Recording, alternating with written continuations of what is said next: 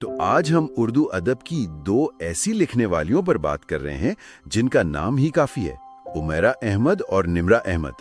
جی، اور دونوں نے لاکھوں لوگوں کو، خاص طور پر نوجوانوں کو، کتابوں کی طرف واپس لایا ہے۔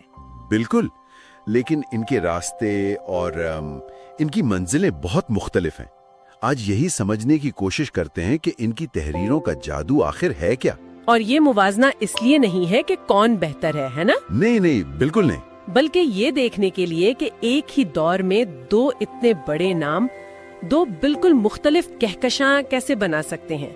ایک دل پر راج کرتی ہے تو دوسری سیدھا دماغ کو جھنجھوڑ دیتی ہے۔ اچھا، تو پھر عمیرہ احمد سے ہی شروع کرتے ہیں۔ میرے خیال میں ان کی سب سے بڑی پہچان روحانیت کو رومانوی انداز میں پیش کرنا ہے۔ جی، اور اس کی سب سے بڑی مثال پیر کامل ہے۔ آج بھی سالار سکندر اور امامہ ہاشم جیسے کردار لوگوں کے ذہنوں میں بالکل زندہ ہیں۔ ان کی اصل طاقت ہی ان کی سادگی ہے۔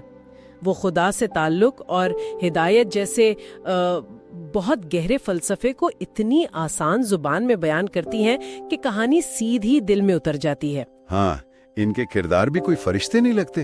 بالکل نہیں، ہمارے جیسے عام انسان ہیں جو بھٹکتے ہیں، غلطیاں کرتے ہیں اور پھر راستہ ڈھونڈتے ہیں۔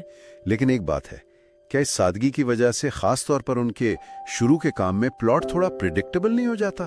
مطلب قاری کو اندازہ ہو جاتا ہے کہ آخر میں کردار کی روحانی اصلاح ہی ہونی ہے۔ ہاں، یہ تاثر عام ہے، لیکن شاید ان کا مقصد قاری کو پلاٹ میں الجھانا ہی نہیں ہے۔ اچھا، ان کا سارا فوکس کردار کے اندرونی سفر پر ہوتا ہے۔ اصل کامیابی یہ ہے کہ وہ قاری کو بھی خود احتسابی پر مجبور کر دیتی ہیں، اور یہ بہت بڑا فن ہے۔ زبردست۔ اچھا، یہ تو ہوئی روحانیت کی بات، لیکن جیسے ہی ہم نمرہ احمد کی دنیا میں قدم رکھتے ہیں، لگتا ہے کسی ناول سے نکل کر ایک جاسوسی فلم میں آ گئے ہیں۔ ہاں، بالکل، یہ ایک زبردست شفٹ ہے، اور یہیں نمرہ احمد کا انداز بالکل الگ ہو جاتا ہے۔ کیسے؟ دیکھیں، انہوں نے تھرلر، تحقیق اور تجسس کو اردو ناول کا باقاعدہ حصہ بنایا۔ ان کے ناول صرف کہانیاں نہیں ہوتی، وہ علم کا ایک خزانہ ہوتے ہیں۔ صحیح۔ جیسے مصحف نے نوجوانوں کو قرآن سے ایک نئے انداز میں جوڑا۔ جی، اور جنت کے پتے نے حیا اور خود شناسی کو ایک بالکل ہی نئے زاویے سے دکھایا۔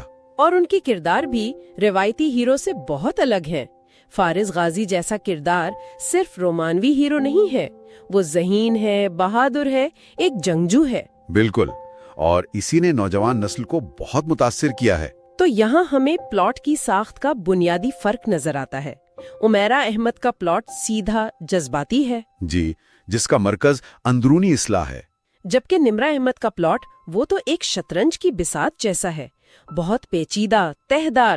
وہ قاری کو آخر تک الجھائے رکھتی ہیں، ایک ایک کر کے پڑھتے کھولتی ہیں۔ اور یہ فرق ان کے اثر میں بھی نظر آتا ہے۔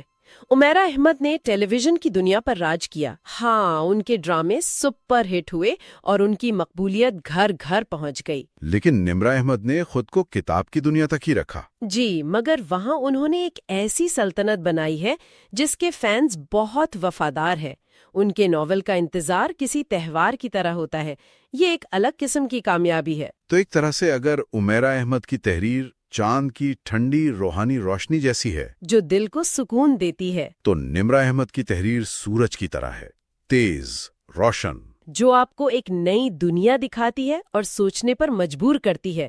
ایک دل کی دھڑکن ہے تو دوسری دماغ کی بیداری۔ اور شاید ان کی سب سے بڑی مشترکہ کامیابی یہی ہے کہ انہوں نے اس نسل کو اردو ادب کی طرف کھینچ لیا جو انگریزی فکشن میں کہیں کھو رہی تھی۔ اس میں تو کوئی شک نہیں، ان دونوں کے بغیر آج اردو ناول کی دنیا بہت مختلف ہوتی۔ بالکل۔ اور یہیں سے ایک گہرا سوال بھی جنم لیتا ہے جسے ہم اپنے سننے والوں کے لیے چھوڑ جاتے ہیں۔